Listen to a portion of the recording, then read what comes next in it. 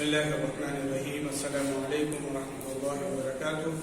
الحمد لله رب العالمين والصلاة والسلام على أشرف الأنبياء والمرسلين وعلى آله وأصحابه أجمعين.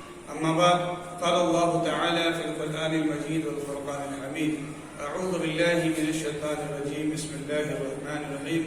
لقد نصركم الله ببدر وأنتم أذلة. صدق الله العظيم. وقال النبي صلی اللہ علیہ وسلم: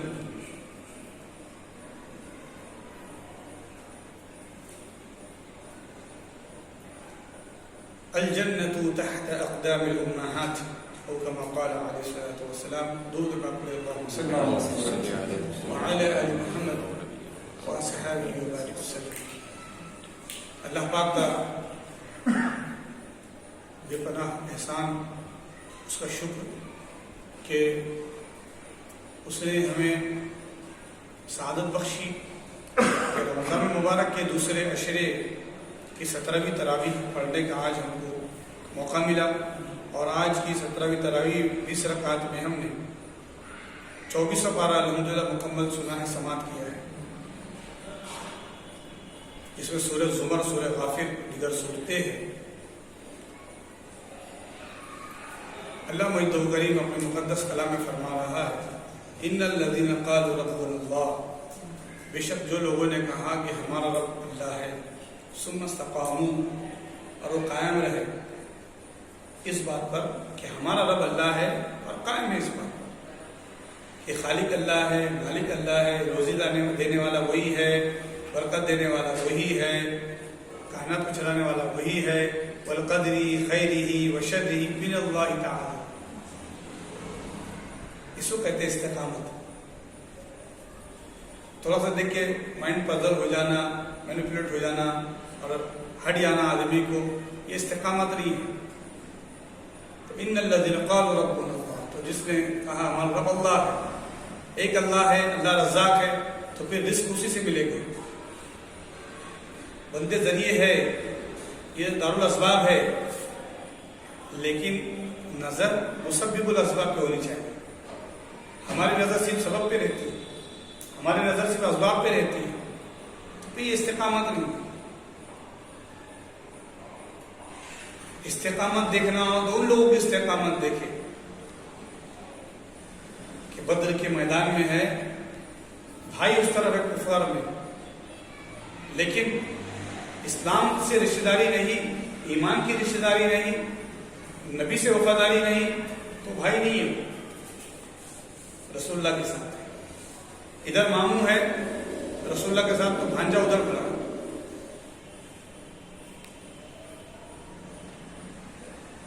تو ہم غور کریں. استقامت یہ کہ باپ سامنے اپنے بیٹے کو دیکھ رہا ہے کفار میں، لیکن اس کے لیے نرمی نہیں آ رہی. میں نے بہت سمجھایا، اس کو نہیں سمجھا، وہ نبی کے ساتھ نہیں ہوا تو سامنے. استقامت اسے کہتے ہیں. اسی لیے تو اتنا مقام ہے نا، مرتبہ ہے جنگ بدر کا. اور اصحاب بدر جو 313 ہے، اس میں سے کچھ شہید ہوئے، تو اصحاب بدر کے لیے بہت فضیلت ہے. بخاری شریف میں باب الغزوات میں پورا باب بندھا ہوا ہے، اور پورے بدری صحابہ کے نام ہے اس کے اندر. اور نبی کریم صلی اللہ علیہ وسلم نے فرمایا کہ جو بدر میں شامل ہوئے، اب اللہ نے ان کے معاملے کو منتخب کر لیا، سلیکٹ کر لیا. اب وہ چاہے کچھ بھی کرے، جنتی ہو.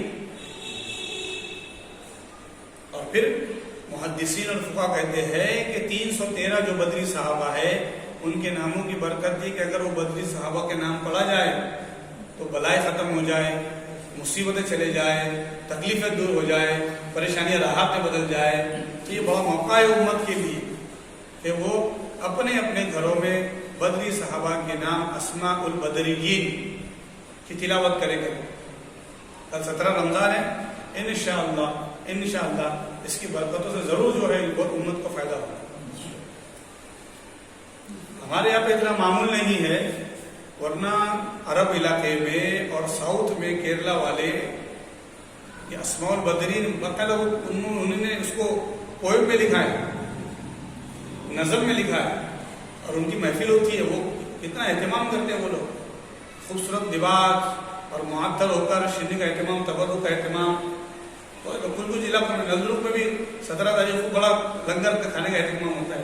12 سے کچھ علاقوں میں الحمدللہ ہم نے بھی اپنی مسجد میں فاتحہ کا اہتمام کیا، تبرک کا اہتمام کیے. تو بہت بڑی برکت ہے اسماء البدری میں. اسی طریقے سے آج جو 17 تاریخ ہے وہ 17 تاریخ وصال ہے سیدہ بی بی عائشہ رضی اللہ تعالیٰ عنہ کے تاریخ کا وصال بھی ہے. یعنی سن 60 ہجری سے پہلے آپ اس دنیا سے رخصت ہوئے حضور اکرم صلی اللہ علیہ وسلم کے وصال مبارک کے بعد. اور آپ نے دعا کی تھی کہ اے اللہ مجھے اس وقت سے پہلے اس دنیا سے اٹھا لینا جب تیرے حبیب کے آل پر ظلم ہوگا. یہ بی بی عائشہ کی دعا تھی. اور سن 60-61 ہجری میں وہ یزید کا فتنہ آیا اور پھر بہت سارے معاملات ہوئے. تو بی بی عائشہ نے دعا کی تھی کیونکہ بہت سارے حدیث ایسی جو بی بی عائشہ کو پتہ تھی. حضرت ابو ہریرہ کو پتہ تھی. حضرت ابو ہریرہ بھی دعا کرتے تھے اے اللہ اس آزمائش کے دور سے ہمیں جو ہے نجات دے دینا. تو حضرت ابو ہریرہ کا بھی انتقال سن 60 ہجری سے پہلے ہو. اور بدر کی جو جنگ ہوئی ہے وہ سن 2 ہجری میں ہوئی.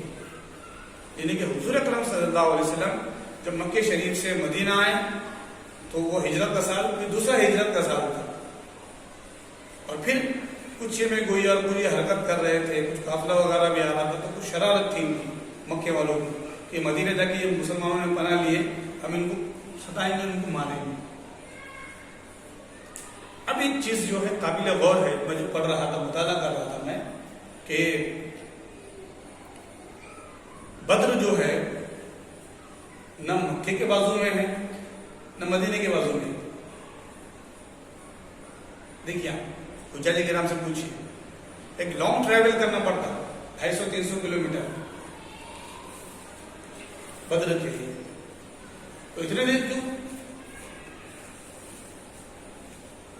یہ غور کرنے کی بات ہے. تو ہم سیرت مصطفیٰ دیکھیں گے, نبی کریم صلی اللہ علیہ وسلم نے ایسے پہلوؤں کو اختیار کیا جو عرب والے نہیں جانتے تھے. عرب والے اپنے گاؤں کے بازو میں جھگڑتے تھے, اپنے قبیلے سے قریب جنگ کرتے تھے. نبی کریم صلی اللہ علیہ وسلم نے جنگ بدر میں دوری اختیار کی, اور بدر میں جو ہے کفاروں کو جو ہے وہ تھے تو ان کو وہاں بلایا. آدھی ہمت ان کو ہی ہار گئی. پھر اللہ کا ساتھ, پھر رسول اللہ کی دعا, مسجد عریش وہ جہاں پر اللہ کے رسول نے ایک صاحبان باندھا ہوا تھا, اور اس صاحبان کی حفاظت مولا علی کر رہے تھے, اور رسول اکرم صلی اللہ علیہ وسلم دعا فرما رہے تھے. حضرت ابوبکر بھی تھے, اور حضرت ابوبکر ساتھ میں تھے. اللہ کے رسول اس طرح ہاتھوں کو اٹھا کے دعا کر رہے تھے, اور صحابہ کہتے ہیں کہ حضور کے بغل میں سفیدی نظر آ رہی تھی, اور آقا فرما رہے تھے کہ اے اللہ اگر آج تو مدد نہ کرے گا تو تیرے نام لیوا زمین پہ نہ رہیں گے.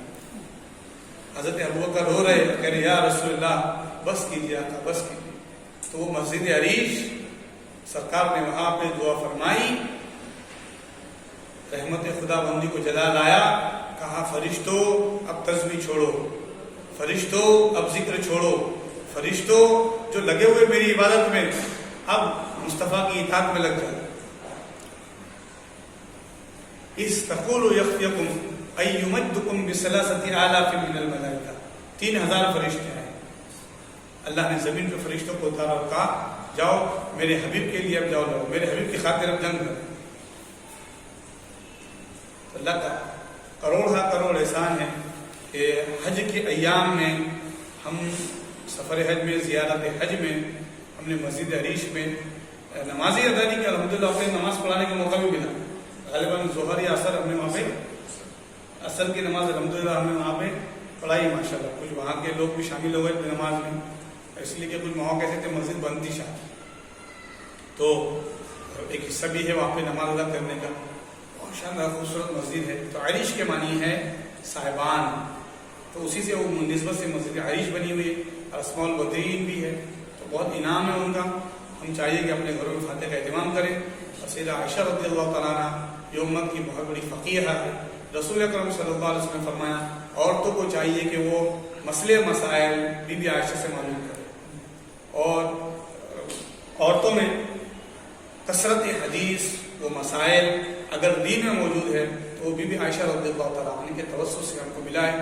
اللہ نے آپ کو بہت ذہانت دی تھی، بہت ذہانت دی تھی، بہت ذہانت دی تھی. اور کیوں نہ ہو حضور نے انتخاب فرمایا کہ جس وقت آپ اس دنیا سے رخصت ہوئے حضرت عائشہ کی گود میں حضور کا سر تھا، اور بی بی عائشہ کے حجرے میں ہی آج مزار مصطفیٰ ہے اور گنبد خضرا ہے. اور مجھے کہلے نہیں دیجیے وہ کوئی اور مقام نہیں، وہ جنت کا ٹکڑا ہے، روضۃ من ریاض الجنہ.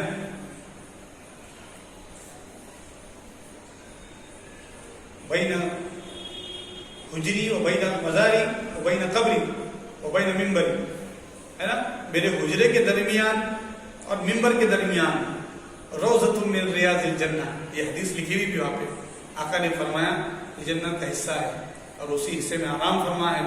اور پہنچی وہیں پہ خاک جہاں کا خمیر تھا، جہاں کی مٹی ہوتی ہے وہی پہنچ جاتی ہے. حضرت عائشہ رضی اللہ تعالیٰ عنہا کی یہ شان ہے، اللہ اکبر، کہ نبی کریم صلی اللہ علیہ وسلم کچھ پسند فرما رہے تھے. ایک صحابی کے بار بار جیب میں دیکھ رہے تھے اللہ کے رسول، تو سمجھ گئے کہ آقا مسواک چاہ رہے ہیں. انہوں نے فوراً مسواک دی. حضور و بیماری میں مسواک گھر لے گئے ایک دم آخر وقت میں، بالکل یعنی کہ 10-11 ربیع الاول 12 ربیع الاول کے حضور اس دنیا سے رخصت ہوئے. مثال فرمایا اشارہ کیا عائشہ رضی اللہ عنہ، تو بی بی عائشہ نے مسواک اپنے دانتوں میں چبا کے حضور کو دیا اور حضور نے آخر میں مسواک کرتے ہیں. تو مسواک کی بڑی اہمیت ہے. مسواک استعمال کیجیے، اللہ کے رسول صلی اللہ علیہ وسلم نے پسند فرمایا. میرے آقا اتنے وقت میں پسند فرما رہے ہیں تو ہمیں بھی چاہیے کہ ہم مسواک کی پابندی کریں.